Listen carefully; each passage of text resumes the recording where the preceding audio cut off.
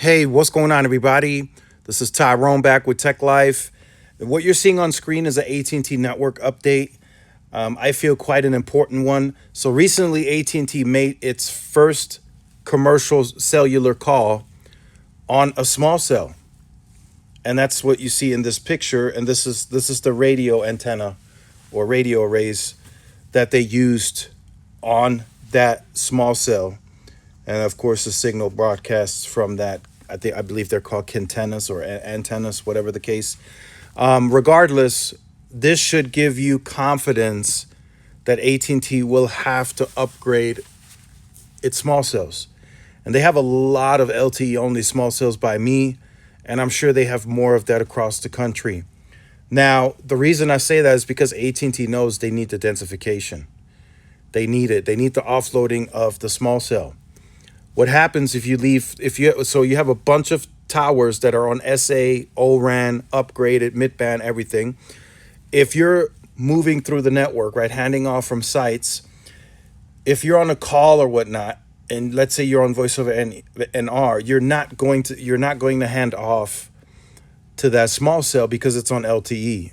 It would likely mean for the call to probably drop. It's quite possible. Or it's just a worse experience overall. Your data speeds are slower. Stuff doesn't load as quickly. So AT&T is going to have to put some sense of urgency, to upgrading its small cells. They're going to have to. They built a lot of them for densification purposes in a lot of areas. From what I see here, they're straight up using the small cells for coverage fill-ins. So they're going to have to upgrade them with the latest and greatest radios. O-RAN, mid-band, C-band, you name it, they're going to have to do it.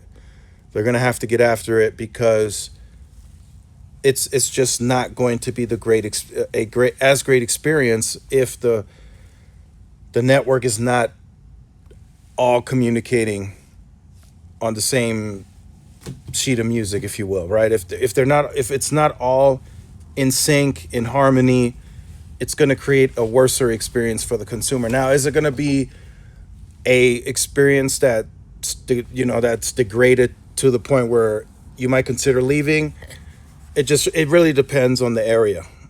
It just really depends on the congestion levels and such, and market share. All of that has to be taken into consideration. But for the most part, AT&T just has to get it done. They just have to execute this. They have a lot of new spectrum. They built a lot of small cells for low, weak RSRP areas. They're going to have to just invest and get them upgraded. There's no excuses to be made for AT&T.